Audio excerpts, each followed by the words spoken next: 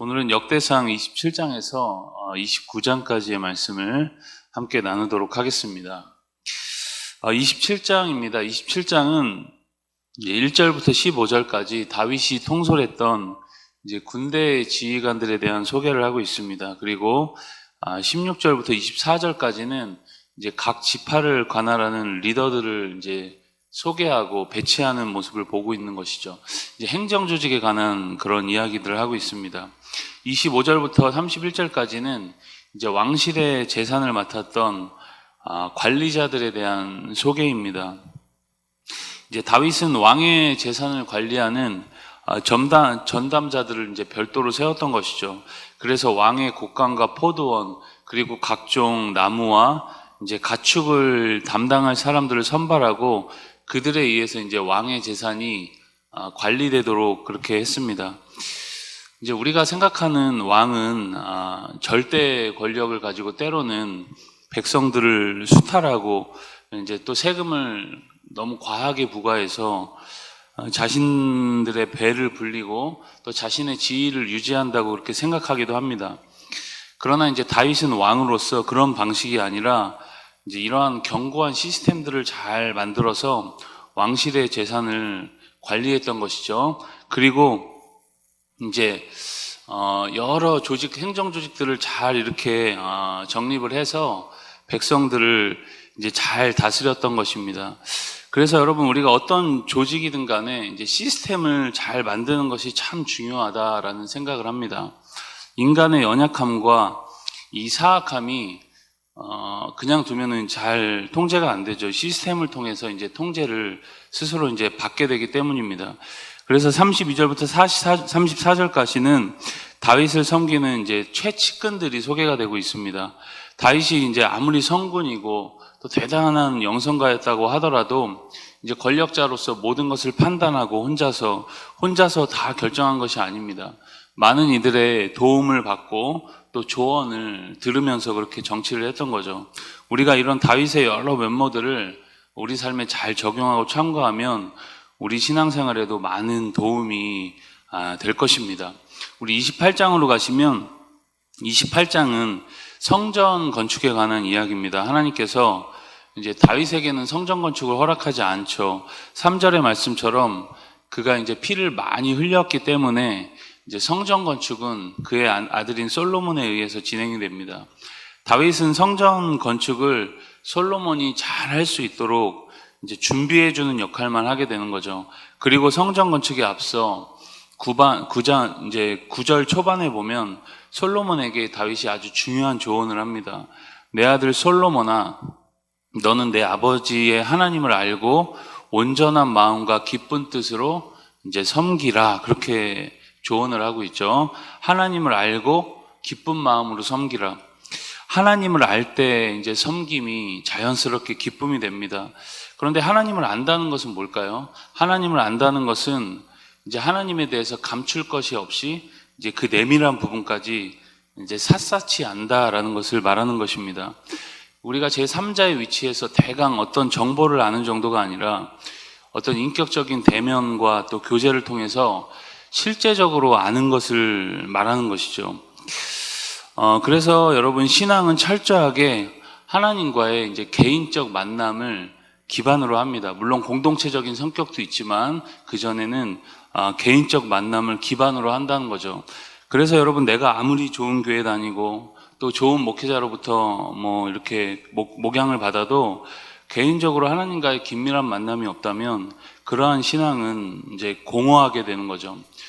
여러분 솔로몬은 이게 솔로몬에게 있어서 성전 짓는 일은 굉장히 중요했습니다. 그러나 더 중요한 것은 하나님을 아는 것이었던 것입니다. 오늘 우리에게도 여러분 마찬가지죠. 우리가 더 많은 일을 하는 것도 참 중요하지만 그 전에 하나님을 알기에 힘쓰는 것이 먼저라는 것을 우리가 항상 기억할 수 있길 바랍니다. 그것이 선행되지 않으면 우리 섬김에 이제 기쁨이 있을 수 없겠죠. 아무튼 이렇게 다윗은 솔로몬에게 성전 건축보다 훨씬 더 중요한 점들을 먼저 이야기하고 그 후에 이제 성전 건축 이제 세부 사항에 대해서 지시합니다. 29장입니다. 29장에서 말씀하는 다윗의 이제 29장에서는 다윗의 이제 마지막 이제 모습이 나옵니다. 다윗의 이제 퇴장과 함께 이 역대상도 끝이 나게 되죠. 그리고 솔로몬이 등장하면서 이제 역대하가 본격적으로 시작됩니다. 역대상 29장은 이제 28장과 하나로 묶여 있는 말씀이고, 성전 건축의 마지막 준비와 솔로몬 즉위에 대해서 이제 회고하고 있습니다. 그리고 성전 건축에 쓸 헌물과 이에 대한 다윗의 이제 감사기도, 그리고 다윗의 인생을 이제 정리하고 있는 내용이라고 할 수 있습니다. 다윗은 29장에서 이제 백성들에게 성전 건축에 대해서 중요한 세 가지를 이야기합니다. 먼저는 성전 건축을 도맡아 진행할 솔로몬이 아직 어리고 미숙하다는 것입니다. 그렇기 때문에 이제 경험이 풍부하고 노련한 지도자들과 백성들이 솔로몬을 적극적으로 도와야 한다라는 것입니다. 두 번째로 다윗은 이제 성전 건축을 위한 만반의 준비를 다 해두었다라고 그렇게 이야기합니다. 그가 정성을 다해 모아놓은 것들이 2절에 이제 기록되어 있는 것처럼 금과 은과 녹과 철, 나무, 마누, 검은 보석, 채석, 그 외에 다양한 보석과 옥돌이었습니다. 그 외로 추가로 드린 것은 3,000달란트에 해당하는 오빌의 금과 은 7,000달란트다, 그렇게 기록을 하고 있죠. 한 달란트를 54kg으로 이제 계산하면 금 16만 2천 kg과 은 37만 8천 kg이 성전 건축을 위해 이제 모였던 것입니다. 엄청난 양이죠. 마지막 세 번째로 성전 건축에 즐거운 마음으로 참여하라, 그렇게 이제 이야기를 합니다. 다윗은 성전 건축에 필요한 것들을 다 여러분 준비를 해놨지만, 그럼에도 백성들로 하여금 이 건축에 더 참여할 수 있는 기회를 주고자 했습니다. 백성들은 기쁜 마음으로 하나님께 드립니다. 백성들이 드린 헌물은 7절에 기록되어 있는 것처럼 금 5,000달란트와 금 만다릭, 은 10,000달란트와 놋 18,000달란트, 철 10만 달란트와 갖가지 이제 보석이다, 그렇게 이야기를 합니다. 그런데 그들이 드린 재물보다 이제 이 재물을 드린 그들의 마음이 더 강조되고 있습니다. 그들의 마음이 뭐라고 표현되어 있냐? 기뻐했다, 또 자원했다라는 말이 이제 중요한 키워드로 강조되어 있는 것이죠. 다윗은 백성들이 자신의 겉면에 뜨겁게 호응하는 것에 이제 감격해서 10절에서 20절까지 하나님께 감사와 찬양의 기도를 드리고 있습니다. 21절부터 25절까지는 솔로몬이 왕위에 즉위해서 하나님께 이제 예배드리는 내용입니다. 하나님이 솔로몬의 이름을 크게 높여주시고 큰 영화를 누리게 해주십니다. 지혜와 명예와 온갖 부를 가진 사람이 되었던 것이죠.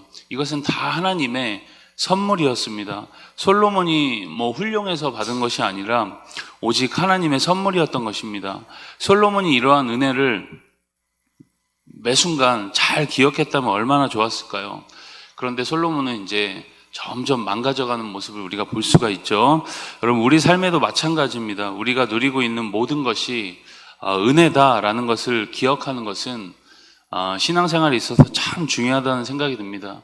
이것이 여러분 하나님이 주신 은혜를 우리가 항상 누릴 수 있는 비결인 것이고, 여러분 은혜인 것입니다. 많은 사람들이 자신이 높아지고 또 이제 살만하면 그것을 잘 잊어버리고 자신을 자랑을 하게 되죠. 그런 마음이 들어오기 시작하면 하나님이 주신 은혜를 유지할 수가 없습니다. 여러분, 솔로몬의 말년이 그랬습니다. 이 새벽에 우리는 그렇게 되지 않기를 주님 앞에서 다짐하면서 오늘도 승리하는 복된 날 되시길 주의 이름으로 축복합니다. 우리 역대상 27장에서 29장까지의 말씀을 경청합니다. 주의 말씀은 내 발의 등이요 내 길의 빛이니이다. 아멘.